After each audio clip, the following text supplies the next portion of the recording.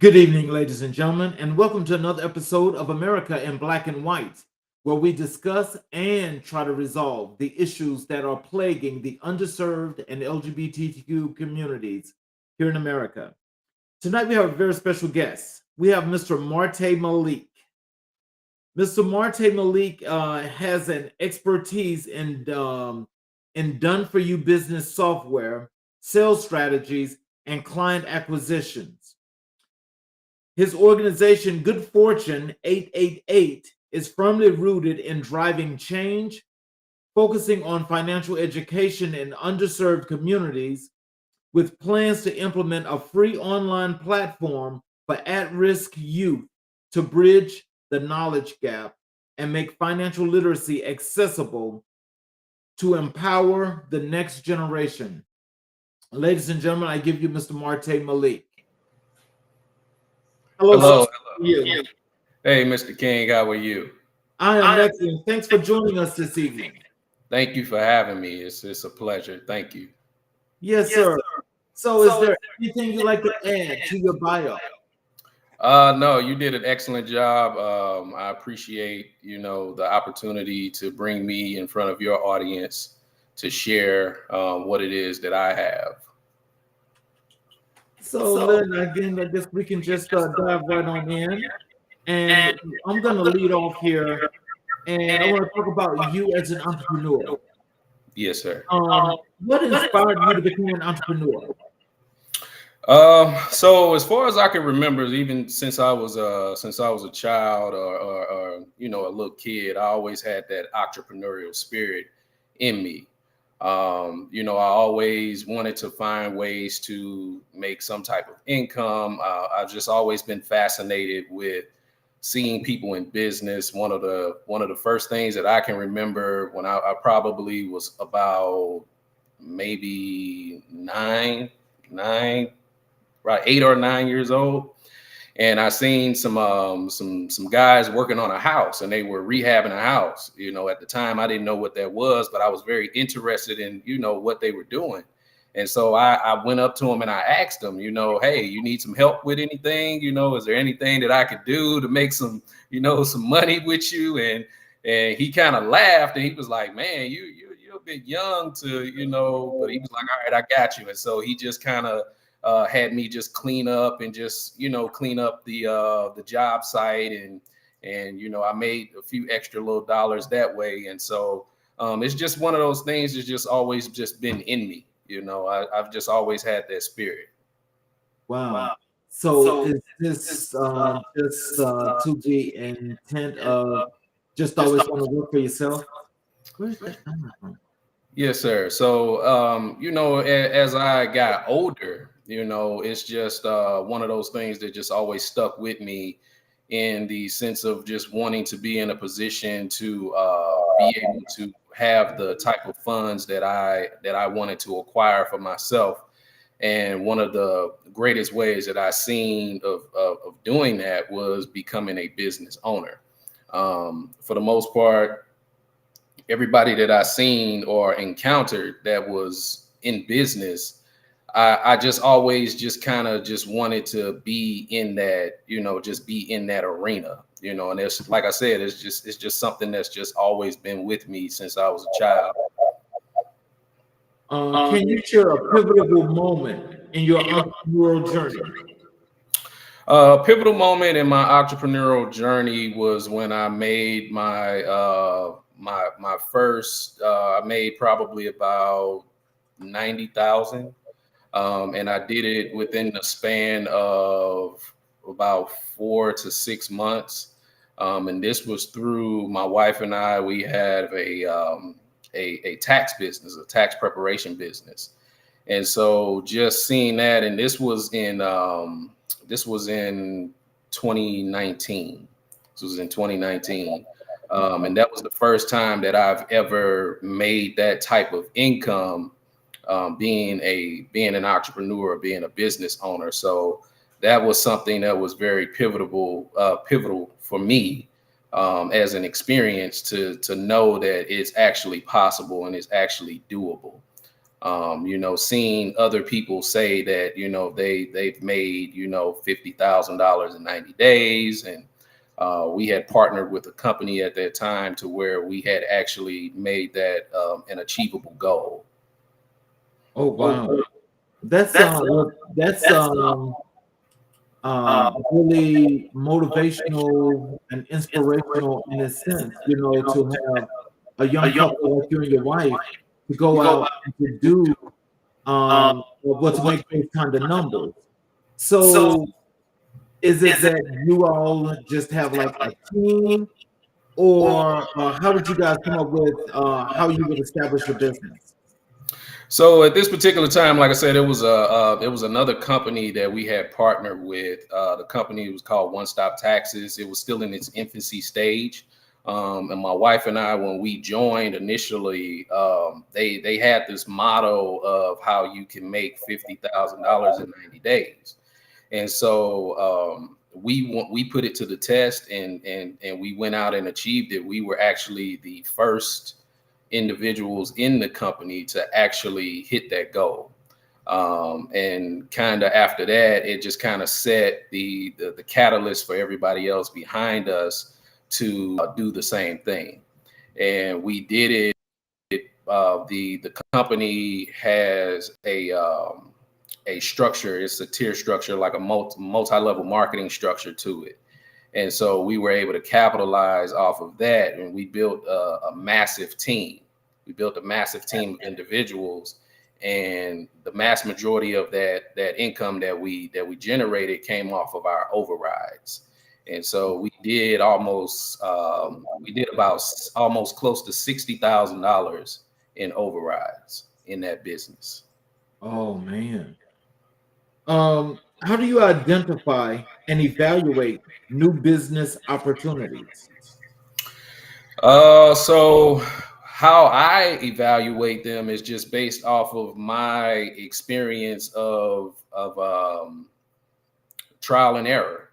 And so I also understand that as a new business owner, you're going to go through some trials, you're going to go through tribulations, you're going to go through ups and downs.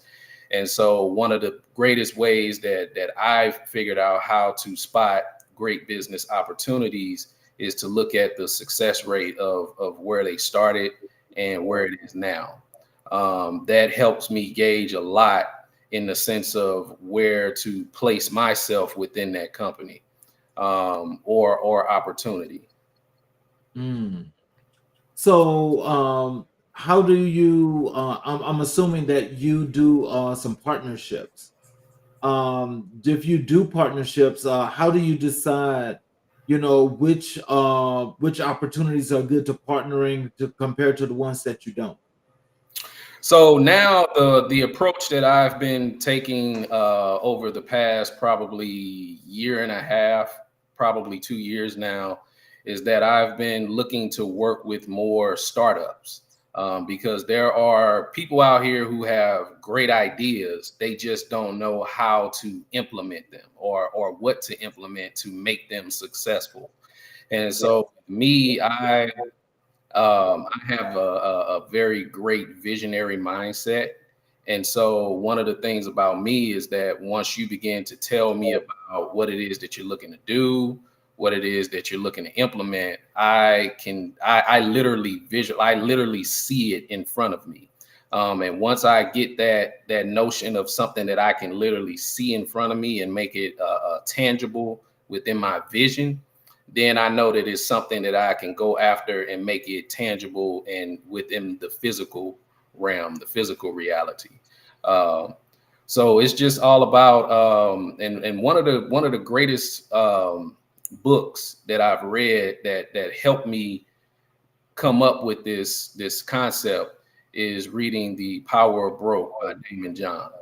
And how he spoke about how it's not always about having money, because sometimes having the funds or the money may hinder you. It may hinder you because your business will only last as long as the income or the funds that you have available.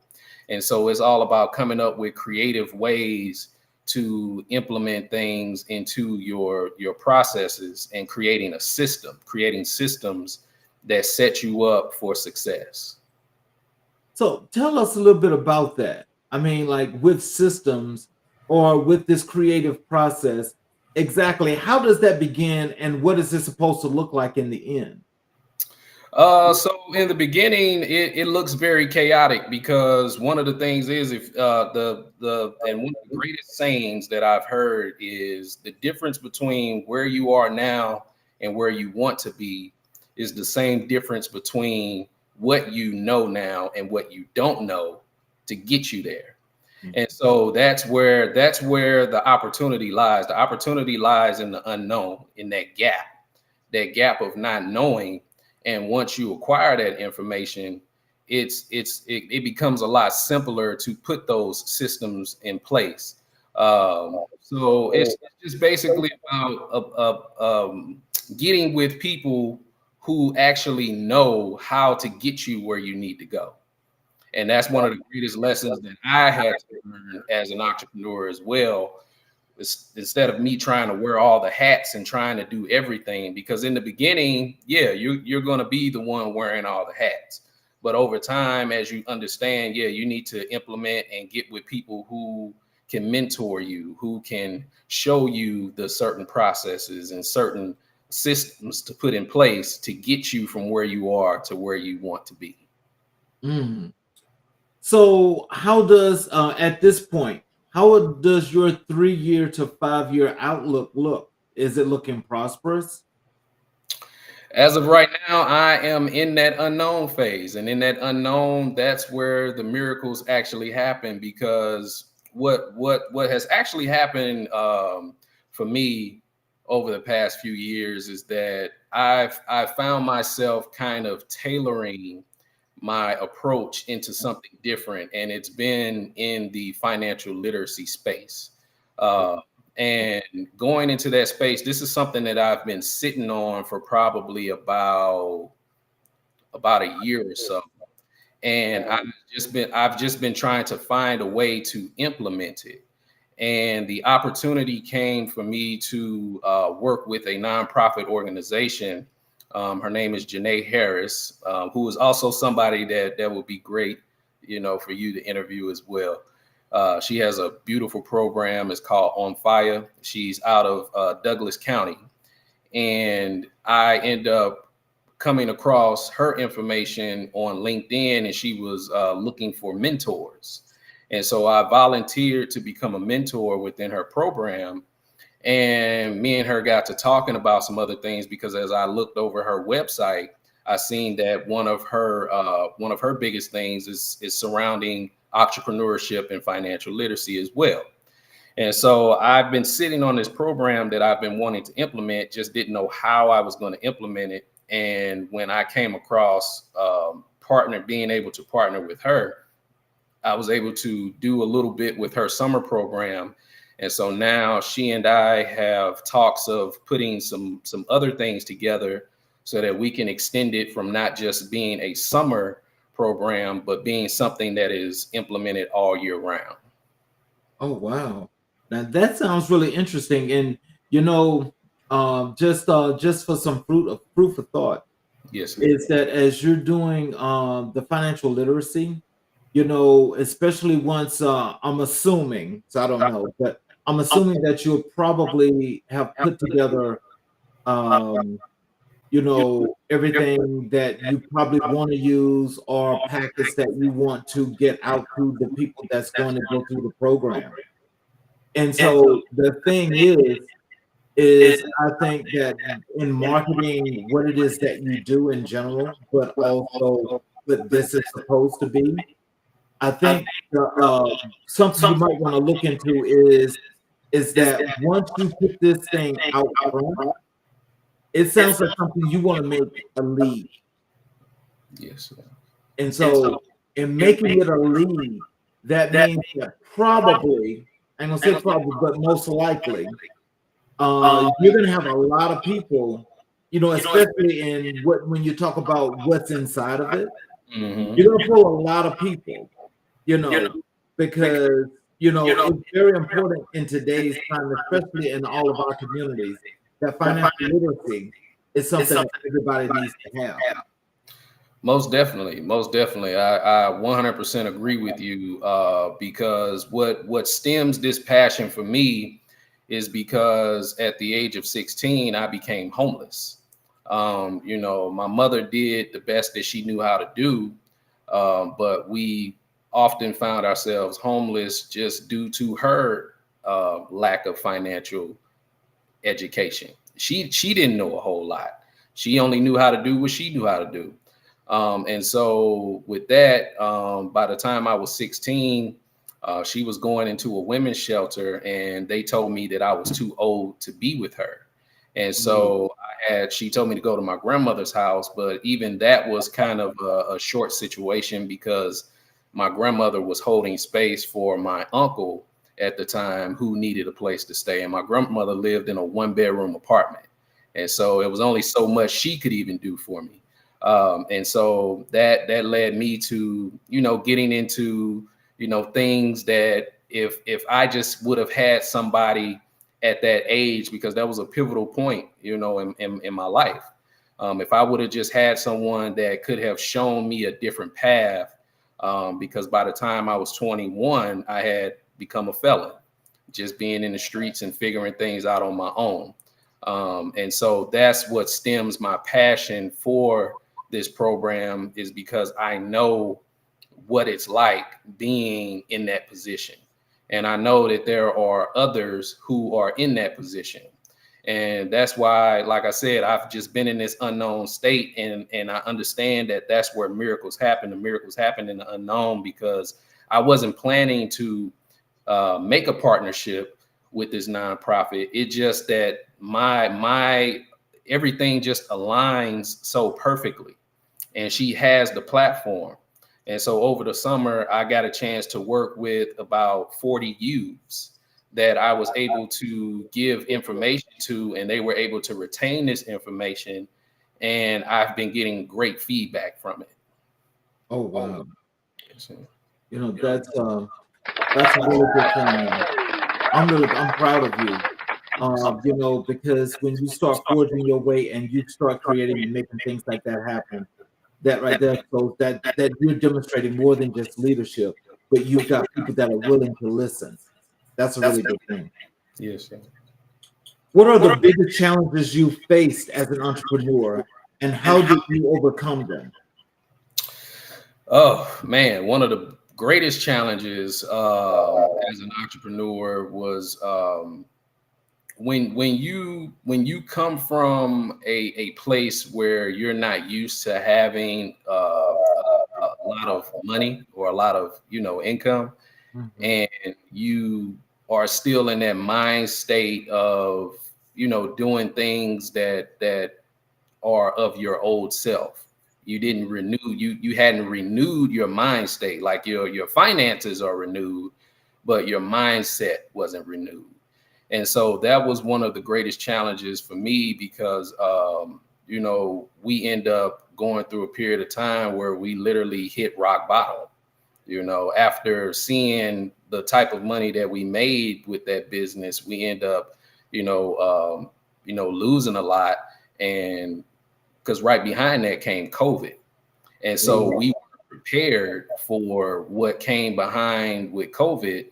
And it taught us a lot in reference to being able to have an emergency fund and having certain things in place and certain investments in place that will keep you afloat through these times of recession, making yourself recession proof.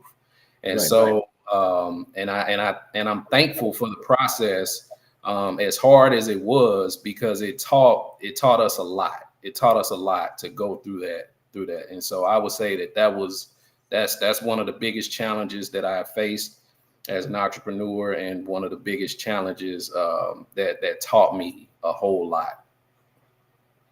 Well, how do you stay motivated and focused on your goals? So staying motivated and focused on my goals. I'm glad you asked me that because I just finished up a new ebook that I have that's called The Energy of Money. And so in the energy of money, I have a lot of the processes that I have utilized or that I've implemented to keep me on track and motivated and focused. So these are proven techniques that have worked. And so one of the things is putting yourself in a better mind state, and understanding that money is actually energy and that it is tied to your emotional processes. And so how you feel dictates where your money flows, and how your money flows. And so one of the greatest motivators for me is I've been able to actually grow more in a spiritual sense, more on the a metaphysical type of sense. And so understanding your emotions and your emotional state and emotional intelligence, which is something that I also implemented into the program that I'm pushing, because it taught me to, like I said, it taught me to understand that all of those things are tied to how your finances work in your life.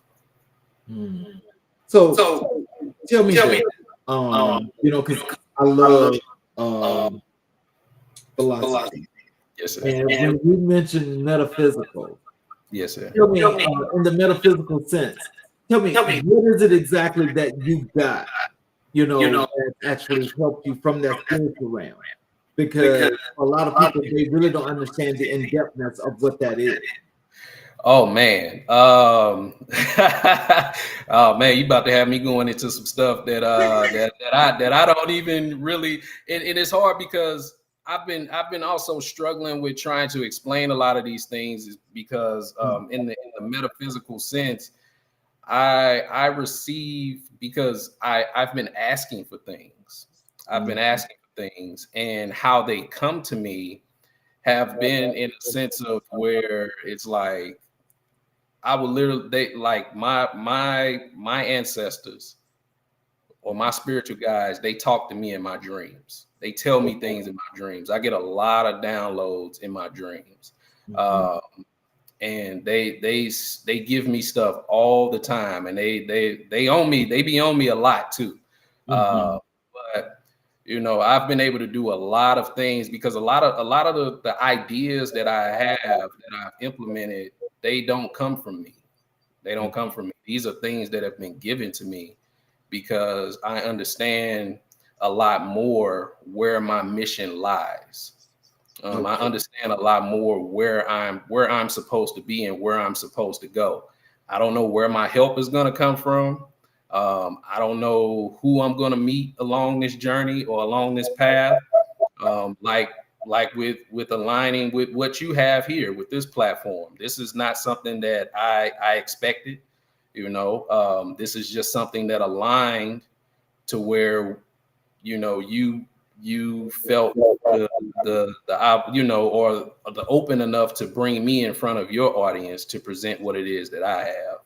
And so maybe through your platform, I'll find my help. I may find somebody who will listen to this and be like, yeah, I want to help this young man. So that's what I'm looking for. I'm looking for my help. And so I'm just going with the direction of where I'm being led because I don't know. I don't know right now. And, I've been here. I've been in this place before, but it has always come out great for me because like I said, in the unknown, that's where the miracles happen. They happen in the unknown. Oh, wow. That was really great. I mean, I love to hear that. And the thing is that I'm in hearing your humbleness, but also at the same time, you standing in your truth and you're still making your situation what it's supposed to be. This is what an example is. It really is. And so I just hope that you always continue And even when the show is over and so forth, we're definitely gonna have to chat because there's a lot of things you got going on that you just probably need a nudge one way or the other, but you're actually there. Yes, sir. You're right there. Yes, sir. Yes, sir. So it just needs to happen. Yes, sir. Yes, sir. What advice would you give to someone starting their own business? Research is the biggest thing. And also understanding what it is, whether it's a product or a service, and the research aspect is important to create a niche market. Because now, like you see a lot of people now, everybody's into credit repair. Everybody does credit repair. Everybody, no matter which way you turn, which way you look, everybody does credit repair. But where your success lies is in those various pain points of helping individuals who are dealing with those pain points. And so that's why it's important to create a niche market and go after that target audience of individuals. That's how you really become successful in what it is that you're doing. You may be doing credit repair, and there's tons of other people that are doing credit repair. But what is your specialty? Do you specialize in helping individuals get their credit scores to where they need to be so that they can buy a home? Do you specialize in helping individuals get their credit scores where it needs to be in order to apply and be approved for certain loans? Or like what is your specialty? What is it that you specialize in? And that's one of the key things that I've learned throughout, because I've had so many businesses.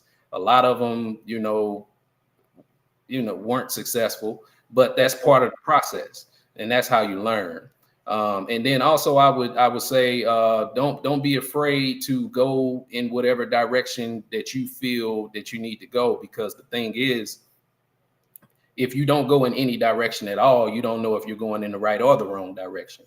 So if you start out and you're going in a direction that is not right for you, then at least you know that, okay, all right, I need to revamp, need to revise some things, need to redo some things, and then tackle it from a different angle. And so getting rid of that fear is one of the biggest enemies of success. Well, I'll tell you, there's a lot of people that need to hear you actually say that, because I know a lot of people that are definitely afraid to make a move when there's no need to be that way. If this is something you desire, up or down, keep going. Yes, sir. Do not stop. Because if you stop, that means that you could be stopping at the wrong time, which means you're never going to stop anyway. But you could be stopping at the wrong time. And so if you've already put the time in, you may as well do it through. Yep. There's a reason for doing that. Yes, sir.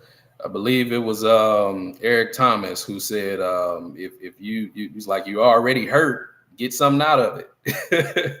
You're already in pain, get something out of it. You're already hurt, get something out of it, So, I mean, keep going, keep pushing. Like I said, you'll eventually figure it out. If you're one of those people who are resilient, if you're one of those people who understand that you're going to get a lot of no's, but me being in I have an extensive sales background. And so one of the things that I learned in sales is that you want to get the no's because you want to get the no's out the way so that you can get to the yes. I'm trying my best to get through all the no's. Like I want as many people to tell me no as possible so that I can get to that yes. And so you just have to keep going, have to keep pushing, and first believe in yourself, and believe that what you're doing is meant for you to do, and you're going in that direction. Like I said, if you stay stagnant, you don't know if you're going in the right or the wrong direction. So at least figure out which direction you're going in. I want to tell you this as an example, because there was another young entrepreneur that was on the show, And the only time I said this was when he was on the show, but I'm going to say it to you as well. When I decided, I had already been doing what I was doing a long time, right? So basically, it's like I was just, I forgot what the term that they use, but I was like doing it in the background. Okay. I was a federal employee. 2018, I was willing to give up that $100,000 job to do me. I could do just as good on my own without them, without the stuff they were doing, where I could now go on the other side and I can work with people to have them prepared for these investigations rather than going out and investigating. You see. So that's making it work for me. But the one thing that was really, really prolific about that is I funded my own business. Yes. From my retirement fund. That's what I did. I'm still standing. Not everything has been good. Just so you understand. Hit that applause button for yourself. Hit that for yourself. Yes, sir. Look, not everything was good. Not everything was good. And see, as you say, you have to, if you don't face a crunch, then you never know what may happen.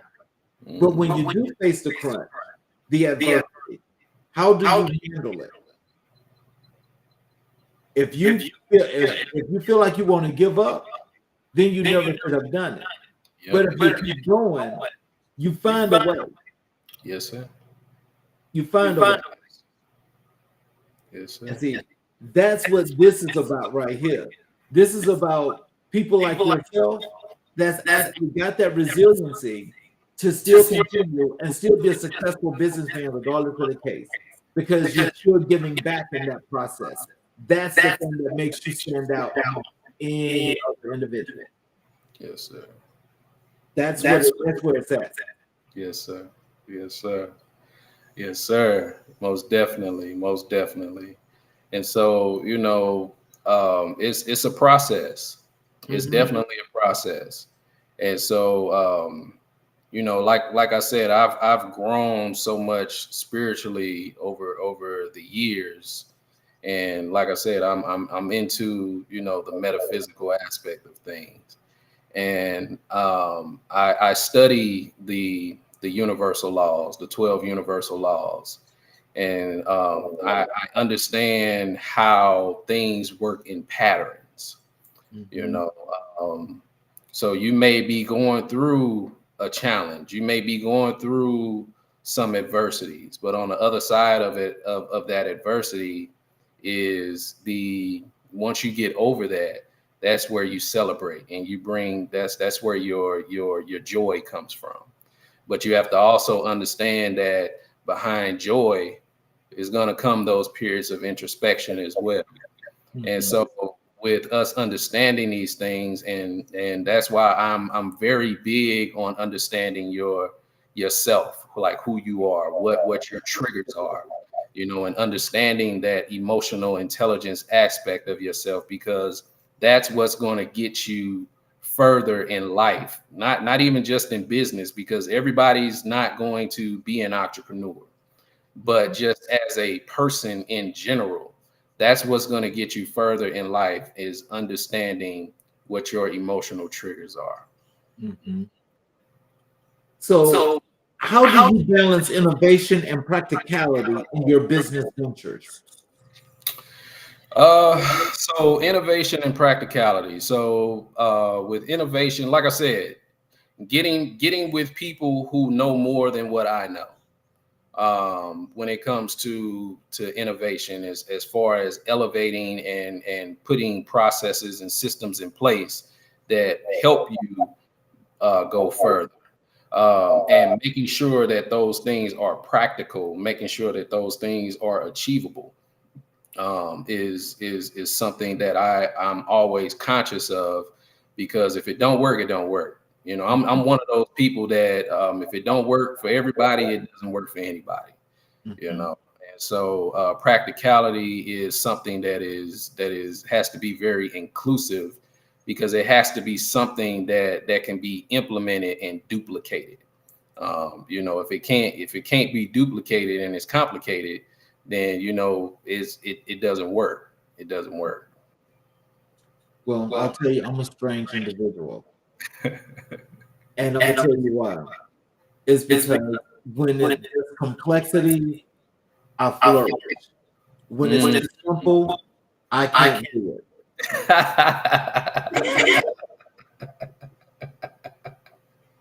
So you like how they say Einstein was when it came to like the huge mathematical equations, he could figure those out, but simple mathematics, it was like he got stuck. I can't do He simplicity. the simplicity of certain things, but the complicated things he can handle. Yes. Yes, sir. Yes, sir. What role does networking play in your entrepreneurial success? Oh, networking plays a huge role. Because the thing of it is, when it comes to marketing, the marketing aspect of your business, and I learned this from someone named Grant Cardone. I don't know if you know who Grant Cardone is or heard of Grant Cardone, but he said that money follows attention. You know, best known will always beat best product. You can have the best thing on the market, but if nobody knows you have it and nobody knows it exists, nobody's going to buy it.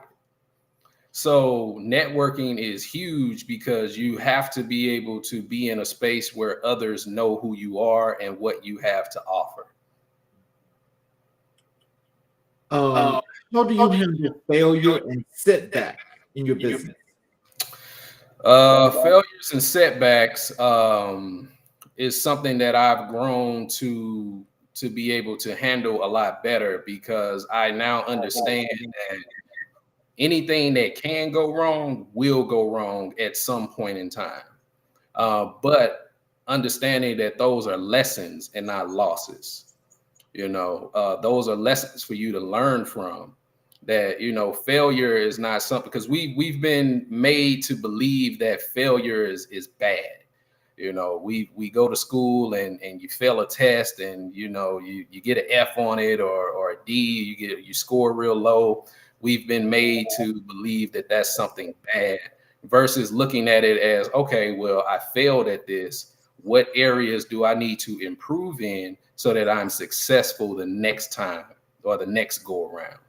And so it's just about taking that same situation or that scenario and just kind of turning it from a negative to a positive. Like I like when things go wrong. I like when things go wrong, because it gives me the opportunity to see where I need to improve. Wow. What are the key qualities you look for in a business partner? Key qualities that I look for in a business partner is somebody who's honest and integral, for one, because I've done business with, you know, some people that, that weren't honest and integral, that went behind my back, and, you know, they've taken ideas from me, and, you know, or they've cut me out of certain deals. And so, you know, you just have to be mindful. But I'm just one of those people that I just have an open heart for giving. And my wife be on me about this a lot too, because I freely give information. Like I'm one of those people that I don't care. I'll just give the information, because at the end of the day, it's up to you with what you decide to do with it. You know, I'm not one of those people that's just going to gatekeep information. Right. But when it comes to a business partnership, I'm one of those people that I tend to, you know, look at things where I look at the brighter side of things versus a lot of the negative things. And so that sometimes has, you know, gotten me in positions to where I've dealt with individuals like that. But I'm looking for like-minded individuals when it comes to any type of business partnerships. I'm looking for people who are like-minded and who are into the same mission that I'm into. If we can come up with great ideas together and implement those ideas and to where we both flourish, I don't care how much money you make. I'm not one of those type of people. I don't care if I come in and you can make $10 million. If all I'm supposed to make is $1 million, just make sure I get my $1 million.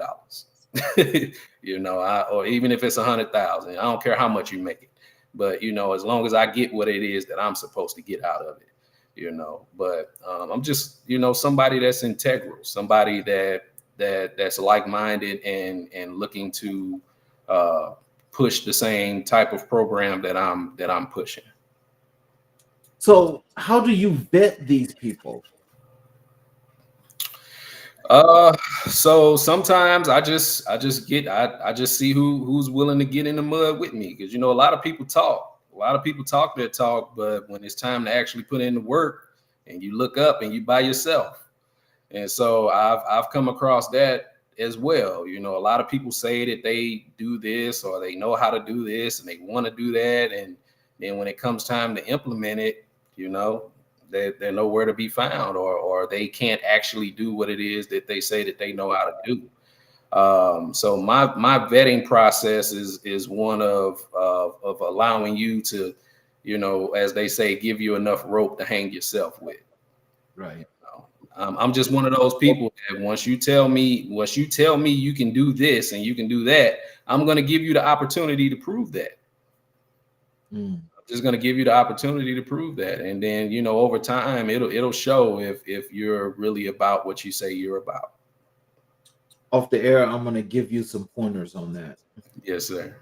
We ran out the gate pretty hard here with entrepreneurship, but before we move on to the next part of your wonderful journey, I want to play a word game with you. Okay. And when I ask you the word, I want to know the first thing that comes to your mind when you hear the word. Yes, sir. Money. Wealth. People.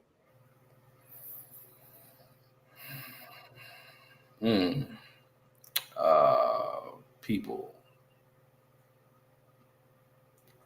I'm gonna go with wow, I'm drawing a blank. People. Ooh, can we circle back to that one? I don't know. I'm drawing a blank when you said people. I don't know why. Growth. Development. Stability. Longevity. Emotion. Emotion.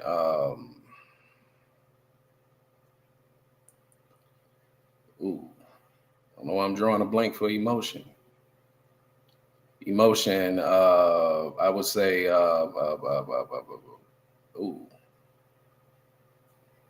I don't know why I'm drawing a blank for emotion. People. Oh, I said people. Yes, Spiritual.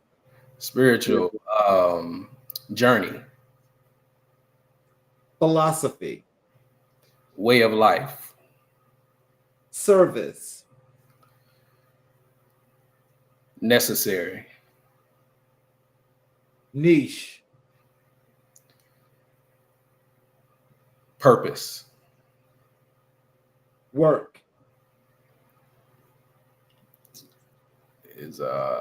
Work is I'm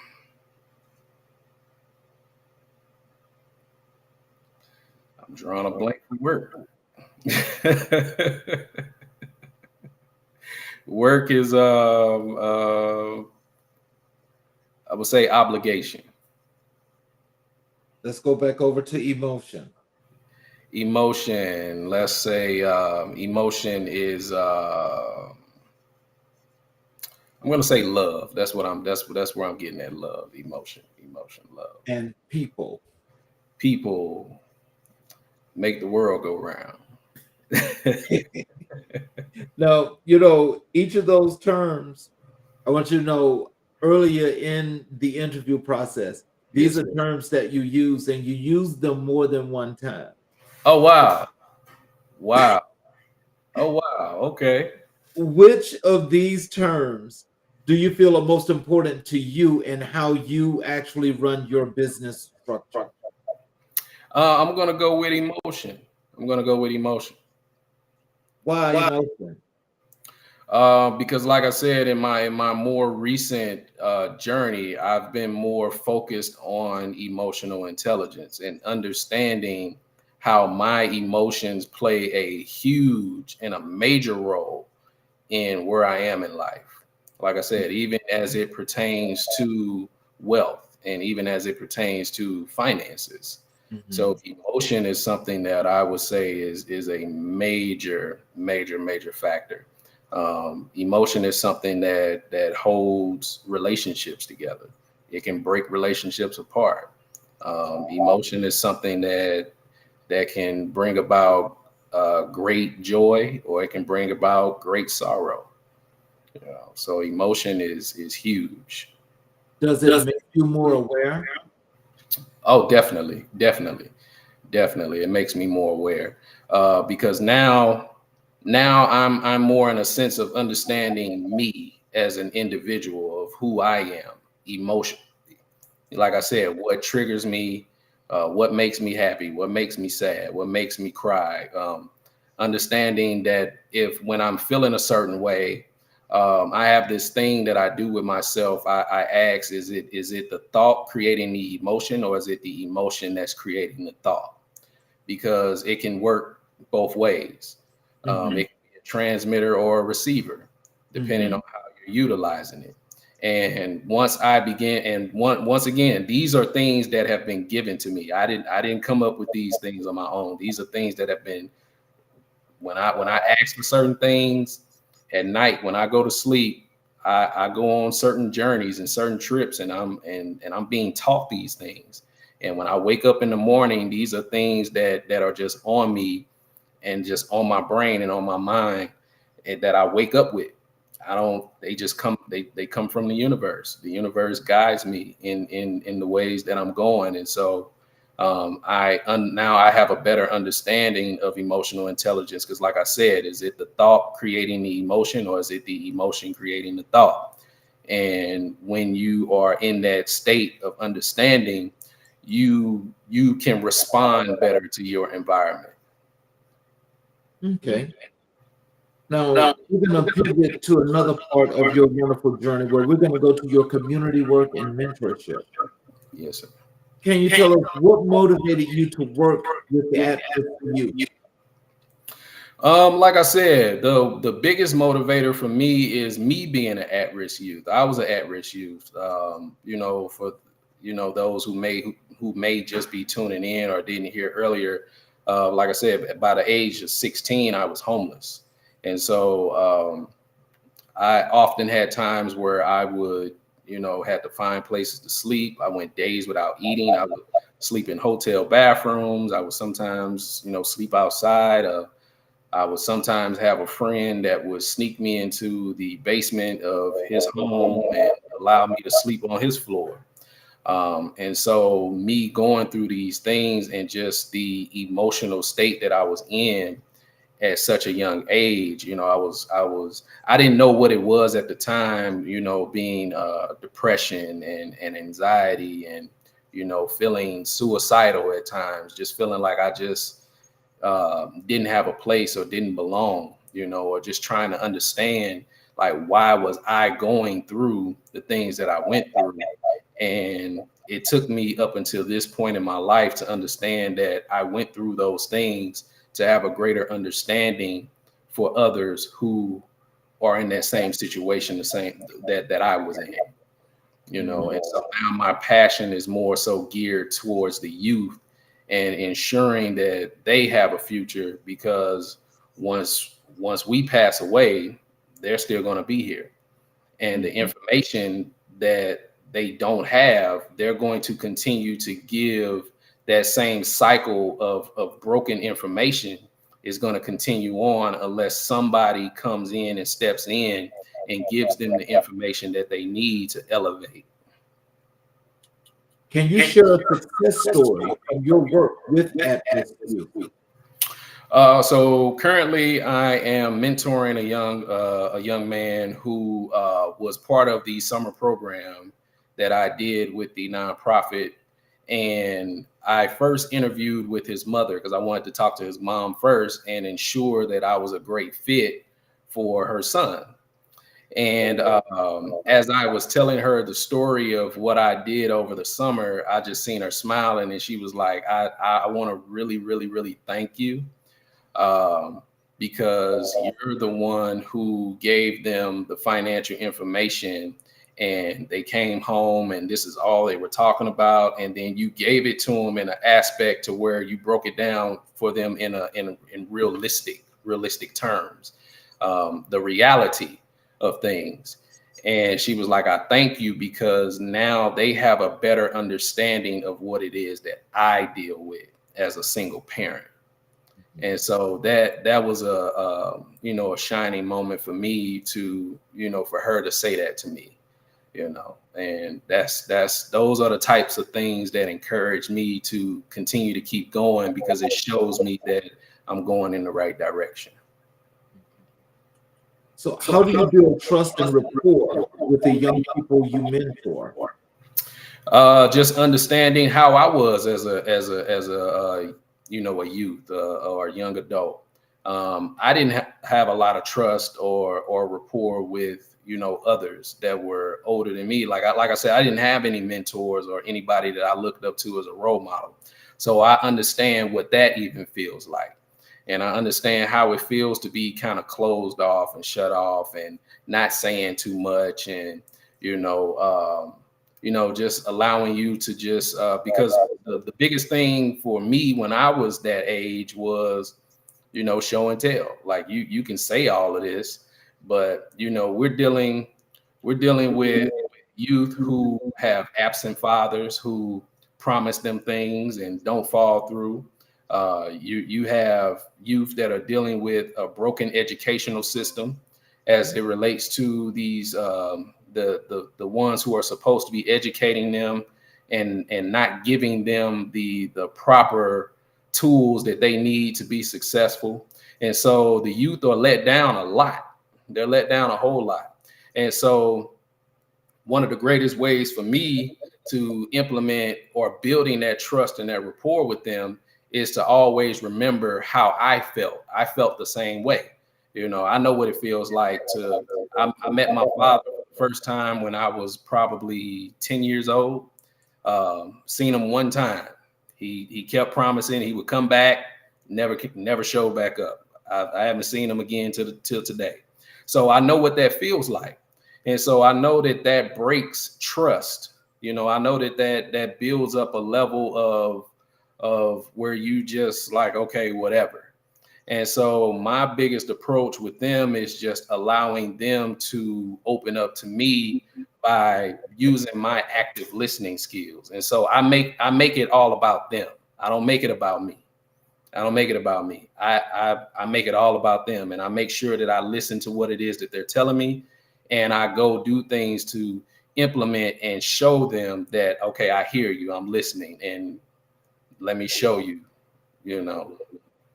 that I'm somebody that's gonna fall through for you when you need me.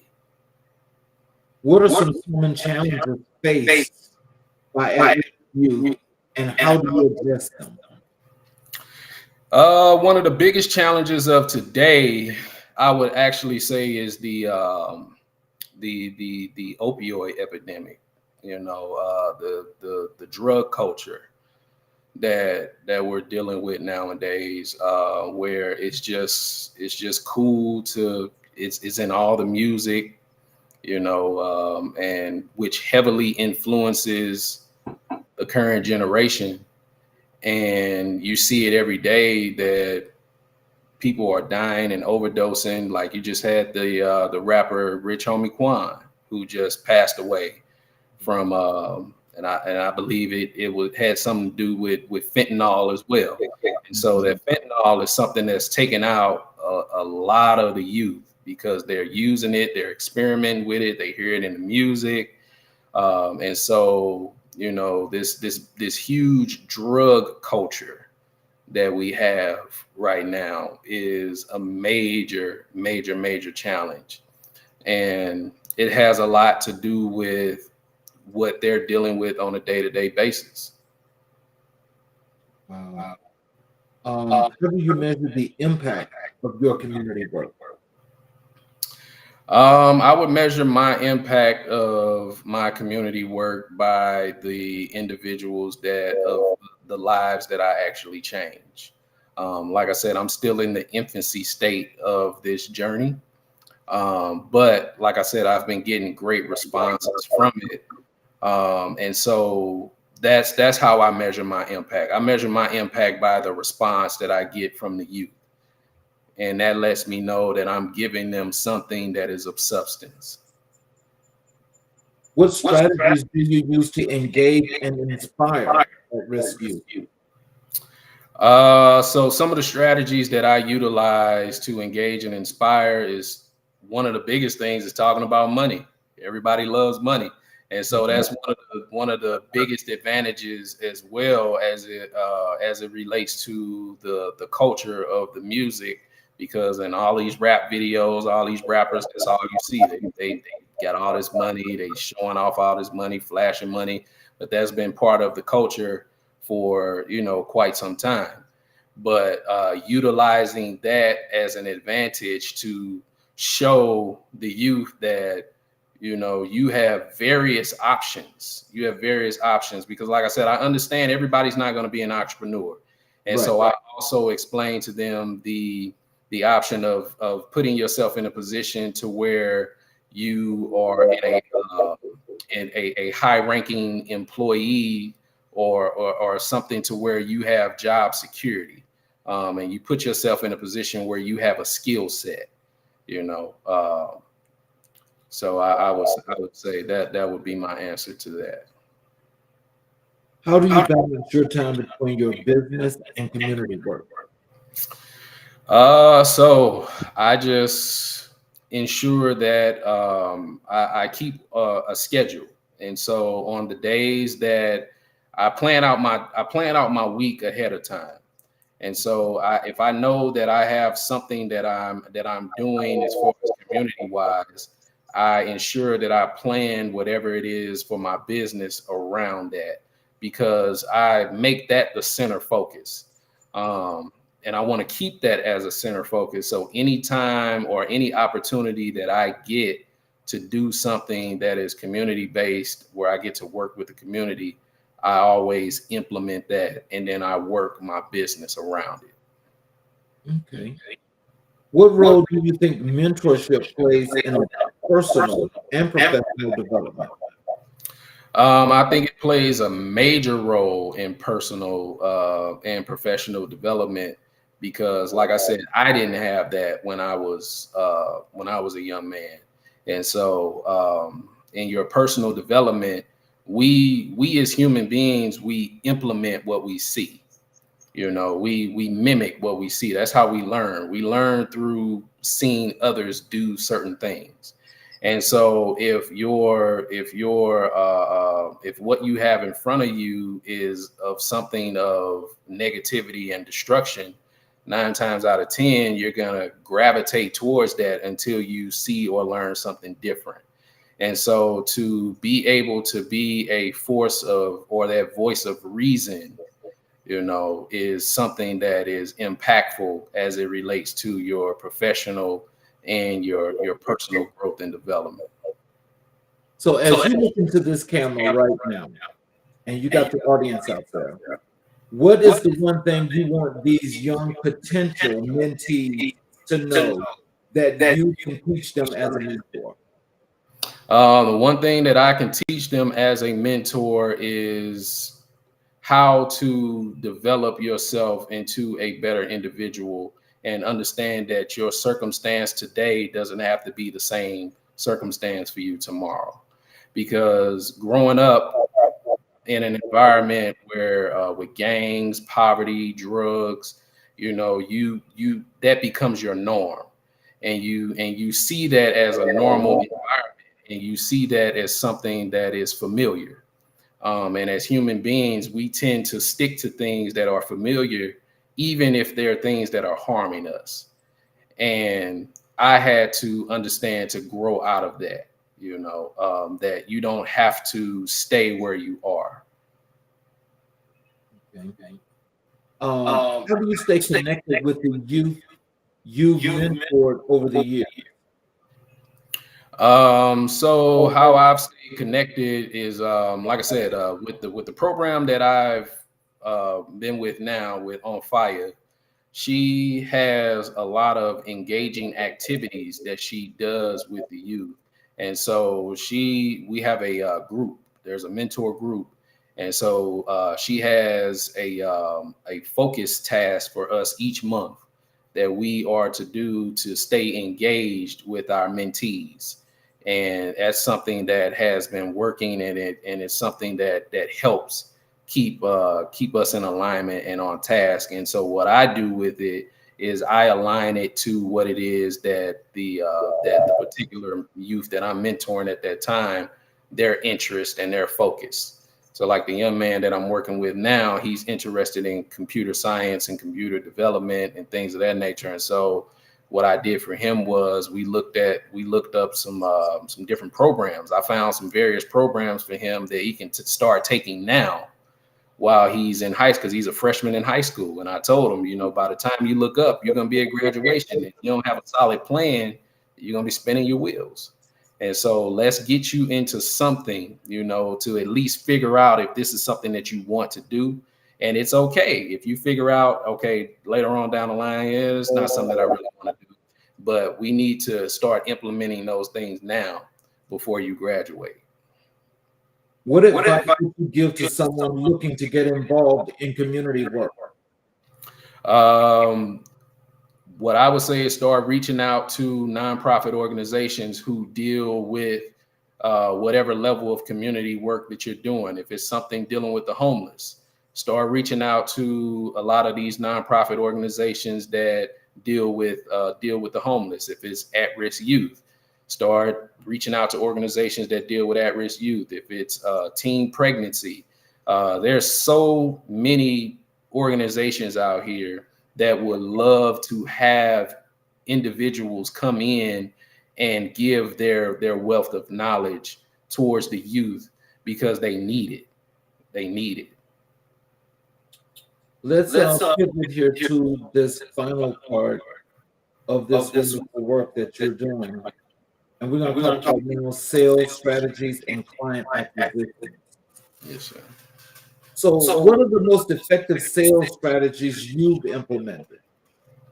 Effective sales strategies, it goes hand in hand as it relates to client acquisition and marketing and those aspects as well, because the thing is, you have to know how to sell. You have to know how to talk to people. You have to know how to let them know what your product or your service is. There's a big thing online now where it's like, oh, all you got to do is hire virtual assistants and they'll take care of everything for you. But not understanding that if you can afford to do that, then fine. That's something that I would recommend if you, as you scale and make your business bigger. As you grow in your business and you need to implement a sales team, then I would say, yeah, outsource that to some virtual assistants that can close those deals. And that way, all you got to worry about is just coming in and doing what you do on the back end, whether that's teaching a course or steering them in the right direction, whatever it is that you're doing. But if you don't know how to sell, you're not going to survive in business. You're just not. It's every person who's an entrepreneur or in business has to know some level of sales. How do you approach client acquisition in a competitive market? Client acquisition in a competitive market all goes back to niche market, creating a niche market, because in that niche market, like I said, that's where you're going to find your true success. Other than that, it's like casting a net and just trying to catch what you catch. And when you do that, whatever you get is what you get, and you can't be upset about it. But if you narrow it down to a niche market, then that way you at least know who your target audience is, and then you can formulate a strategy of how to go after that particular market of individuals. And it all goes back to, as well as finding out what that pain point is. Like, what is it that I can help other individuals deal with that they can't figure out for themselves? Can you share a successful client acquisition story?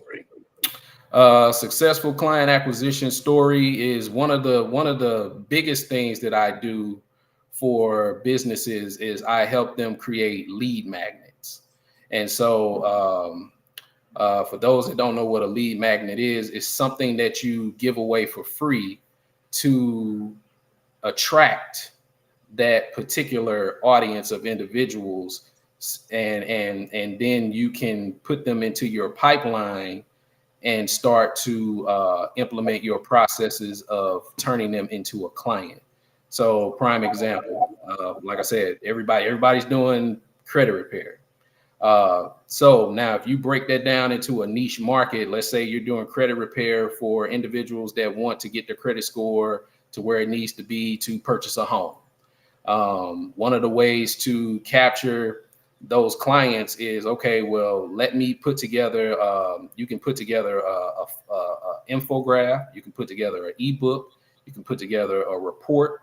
And what I always recommend is having various sources of information that you can just kind of give away, because that's what's going to entice people to, especially if it's something that they're dealing with and they're looking for somebody to help them with it. And you have a proven case that can help them overcome that obstacle. You just kind of reel people in with that information. And now you've built a rapport with something that they can trust. It's like, okay, well, this person understands what I'm going through. They understand how to help me. Okay, now let me, look a little bit deeper into it and become a potential client. And so those are my aspects of always implementing when it comes to client acquisition. One of the biggest things is creating lead magnets. Let me give you a scenario and you solve this for me, please. Yes, sir. My IT company is starting up, is ready to go, is ready to flourish. And I've got software that I've developed that I need to get out there, get clients to buy this. I need to sell this. Yes, sir. How do I create that? So it depends on what type of software is it? Since we're being hypothetical, like let's say what Accounting software.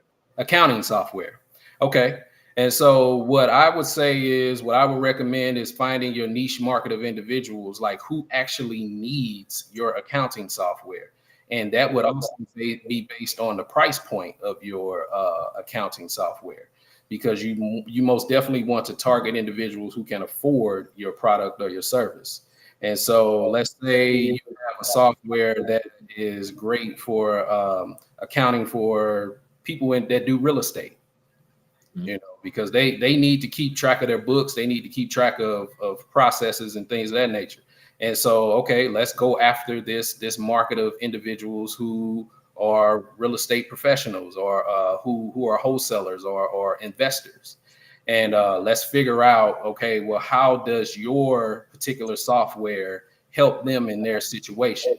So if your software does where it keeps track of all their expenses from their fix and flips, if it keeps track of all of their expenses from when they buy homes, when they sell homes, if it helps them understand, okay, once I sell this home, I have a certain or X amount of time to put this money back into another investment property so I don't get hit with these certain taxes and fees and things of that nature. So it just all comes down to what that software does and who you can target with that software. Now, from there, what I would do is how I would target those individuals is, okay, putting together, like I said, a lead magnet, something that you can give away for free, of information that is resourceful to those individuals, something that they can take, read, and it's tangible to them, and it makes sense. And it's like, oh, okay, all right, yeah, I need this. I need this, you know, and then now that's how you reel them in to become a potential client. Okay. Well, no, that's all good and dandy. I mean, I was just listening and wanted to get an understanding of your everyday sales Because, because you know, just when it comes down to it, and let's and say then, like how you just how you've got that together where you so that so means that basically having to having know the structure of the product product that you're that you're actually getting getting out out there there is how is you're basically going to sell it. exactly, exactly, exactly. Because other than that, accounting software, it's like, okay, well, I can just use QuickBooks. So Right. why do I need your accounting software? Like, what is so special about your accounting software that I need it? And that's why it's important to tailor a niche market, because now you have a certain type of individual versus just trying to cast a net and Mhm. just catch what you can catch. Now you can go after a certain target market of individuals. Like, my software does this, X, Y, and Z, and this is how it can help you solve your problem. Mhm. Oh Oh, wow. wow. I I like like that. How do you how tailor your sales pitch to different different. types of clients? So just understanding the individuals that I'm dealing with, because over my sales career, what I've learned is that there are various types of individuals. Every sales approach doesn't work with the same person. You have people who want a host of information. You have some people who just want you to tell them what it is right up front, this, that, and the third. And you got people that just want you to get right to the point. So it's all about asking open-ended questions, asking them those questions that piques their interest. Well, not necessarily piques their interest, but it gives you the feedback to be able to understand where to lead the direction and how to stay in control of the conversation the entire time. Mm. What role does customer feedback play in your sales strategy? Customer feedback is extremely important because that kind of goes back to, like I said earlier, about the whole failure aspect. So customer feedback is important because if I get feedback of saying, "Oh, I didn't like this," or "You could have done this a little better," or I take certain things into consideration to tailor my approach to various individuals and ensuring that I'm always in the position to make a customer tailored recommendation. And so that's one of my biggest things, is that I want to be able to stay on topic and in line with giving them the best recommendation for their Mm. solution to their problem. How do you build long-term relationships with your clients? Long-term relationships. I'm one of those people who I'm big on relationships. Long-term relationships is something that I'm very huge on, because those relationships are what bring you more clients, especially through word of mouth. If it's something like making sure you send them something on their birthday. If you send a handwritten birthday card, like, "Hey, I appreciate your service, thank you, happy birthday, woo, woo," or making sure that you're engaging through your email process, your email marketing, um, making it tailored to the customer, or that particular client. And it's just certain little things, like I said, just being using your active listening skills and understanding your client so that you can always be making customer tailored recommendations. And that there will carry you a long way in building relationships, because, like I said, they're going to tell other people about you, and that's going to bring you more clients. What are the key metrics you track to measure sales performance? The key metrics that I track to measure my sales performance, um, one of the biggest things that I utilize is my response to my email marketing. My email marketing lets me know a lot as it relates to where they are with whatever process they're in, because I create sales funnels as well.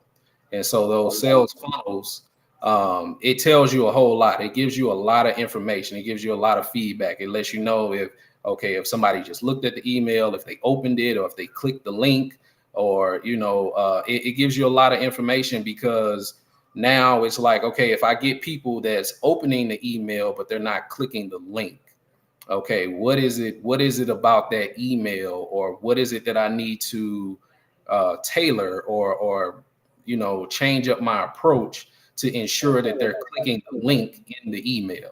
And you just kind of got to play and tweak it, and tweak certain processes. But for me, that's one of the biggest indicators for me in my sales process is my email marketing. How do you stay updated with the latest trends and techniques in sales? Latest trends and techniques in sales is just always being involved in events. I go to a lot of events. I'm one of those people, like I said, networking is huge for me. So I will go to an event anytime they got something going on. I'm probably there, because I always want to know what's going on and what people are thinking, because things always evolve. Like now you have this big boom with AI. Everybody's into AI now. Everything's using AI, and so now you have to figure out how to tailor your processes within your business to utilize AI now. Because it's something that is popular, and so everybody's using AI. Now, I want to ask you this question, because this is the honest truth here. How do you find these networking events? Because I haven't been able to find any. Oh, really? And so I just followed. Now there's a gentleman on LinkedIn who throws events.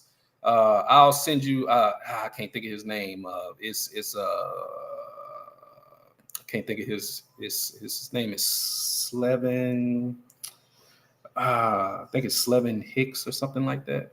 But he throws a lot of networking events, and like one of the great things about his events is that the way he does it is he has a free version to where you can just come to the event, and then he has a paid version if you want to have certain seating and things of that nature. But his networking events are really good, and just pretty much staying in the know of what's going on in the city of Atlanta. I follow a lot of groups on various social media pages. I also follow people who do pop-up shops, because people who do pop-up shops, they know where all the events are happening at. They always know where all the events are going on, because they're always there. They setting up booths, and they're vendors at various events. And so that's one of the ways that I keep up with what's going on as well. Okay. I'm gonna actually go a little bit more in depth and look at LinkedIn a little bit tougher. Yes, sir. What advice would you give to someone struggling with client acquisition? So somebody struggling with client acquisition, the best advice that I would give to them is their approach. And it's probably because you're doing exactly what I said. You're trying to cast that net, and you're just trying to catch what you can catch. It's tailoring your approach to a niche market of individuals that need your product or service. That's one of the biggest ways for you to capture clients, because everybody's doing some of everything, and there's enough room for everybody to get a piece of the pie. And it just doesn't look that way because you're generalizing your business versus tailoring it to a specific market of people. So are you saying to so people out there listening, are you saying to them that when you go into a networking event, especially, you need to know what you want and the people that you're looking for, and not just go talk to everybody? Exactly. You need to narrow it down to a target audience of individuals. Like, it's okay to, spread your information, give out your business cards, but make sure that even on your information about your business, that it specifically says what you do and why you do it. Prime example, there's a there's a financial advisor that I've become great friends with. Her name is Ashonda Davis. Mhm. And so she's a financial advisor, but her target market is medical professionals. You know what I'm saying? So Funny. she's a financial advisor. Yes, that's a very broad, that's a very broad canvas of individual. Okay, I'm a financial advisor. Oh, okay. Why should I choose you as a financial advisor? But she specializes in dealing with medical professionals. I like So that. that's her niche market. I like that. And actually, in today's times, especially when you're doing financials, that is medical and legal are the top two professions you want to target. Oh yeah, she get that money for sure. She get that bread for sure. So, how do you integrate technology into your sales process? Technology is everything because everything is digital now. Like we live in a digital age, and so one of the things that I do is that's why I do uh, done for you software. And so the done for you software, it tailors to your business. And so technology is huge because you need technology. You need sales funnels. Depending on the type of product or service you have, because websites are great, but for the most part, websites is outdated But they for have to be integrated. right. And so everybody's going into, everybody has their phone in their hand. And so technology is huge. If you have a mobile app, something that people can put on their phone, because everybody has their phone in their hand 95% of the time. That people are looking at, they have their phones.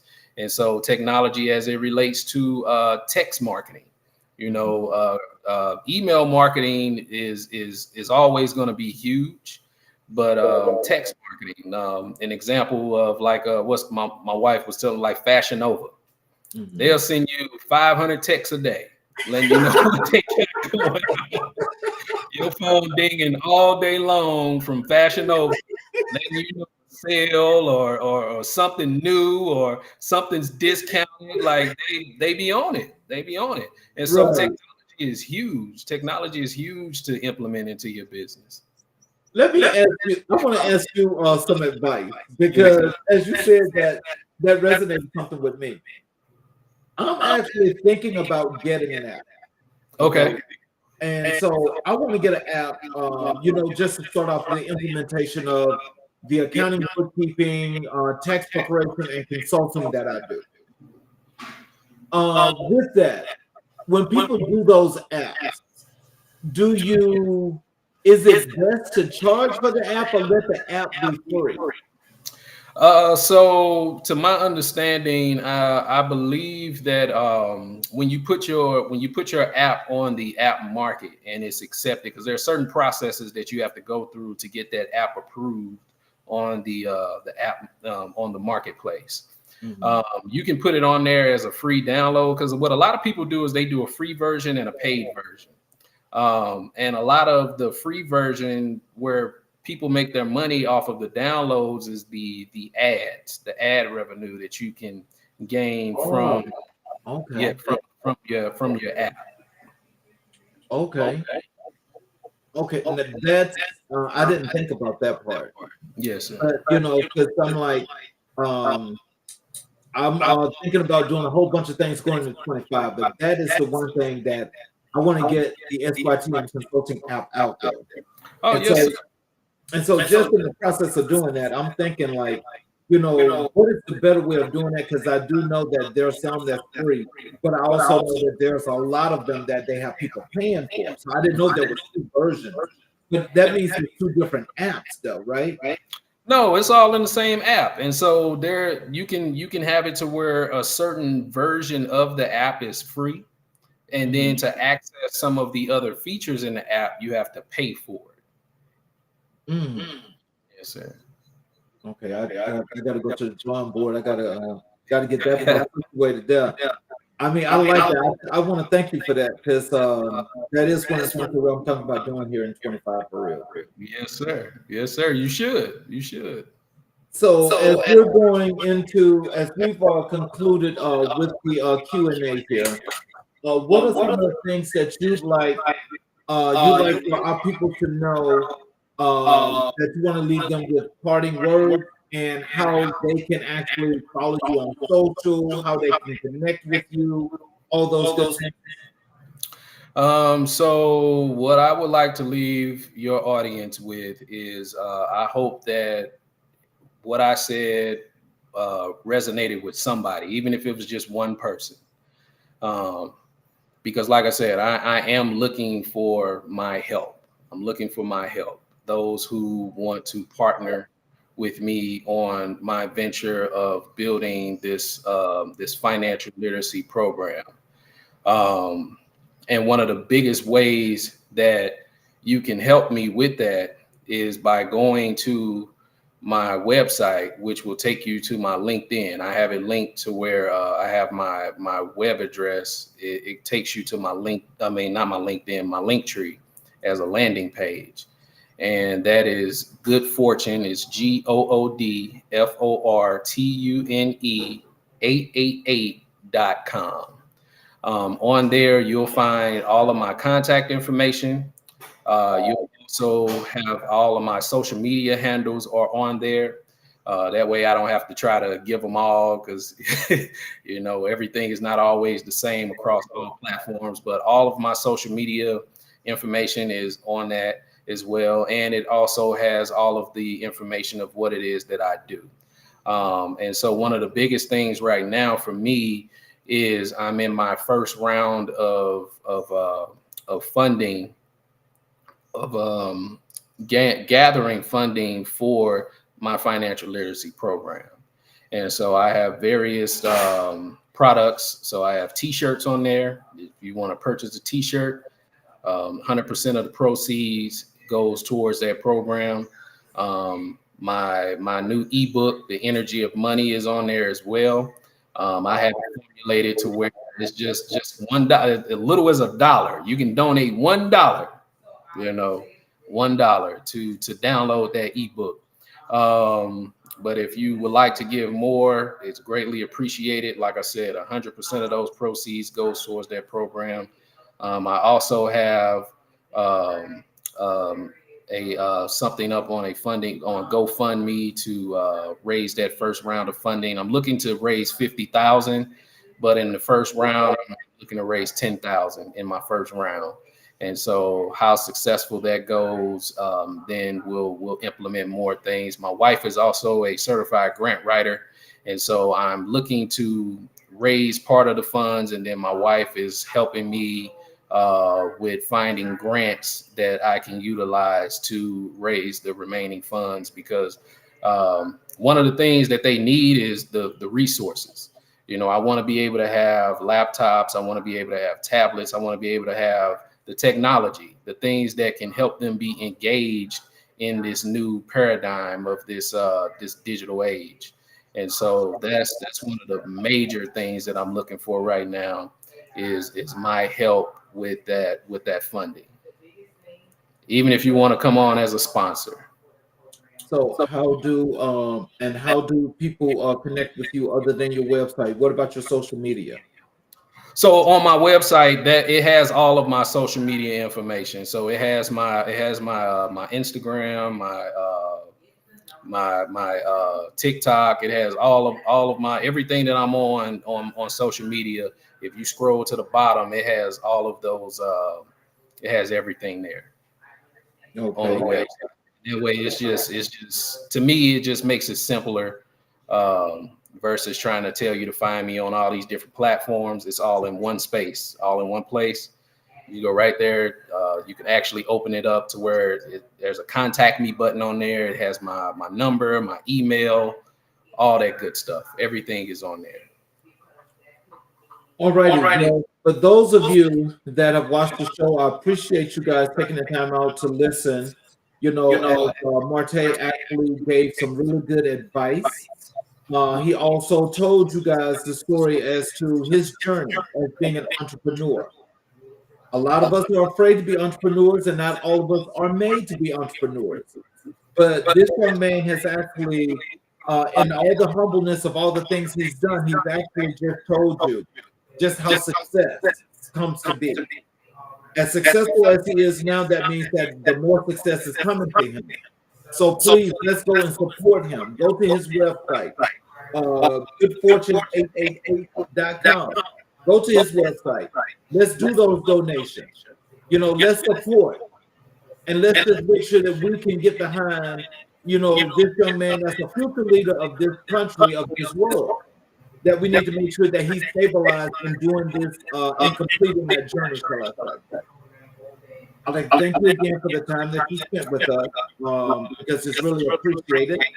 For those that actually watched us on the YouTube channel, I want to thank you all very much. Please hit the subscriptions button. Please hit the notifications button and make sure that every show that we do, you're able to not only watch that show live when it happens, or if you're not able to watch it, you're able to go back and watch it when you can. Please join us again tomorrow night as we have another great show for you. And I thank you all for doing this great justice of supporting Marte in his journey. Thank you all. Please have a great evening, and we will see you guys tomorrow.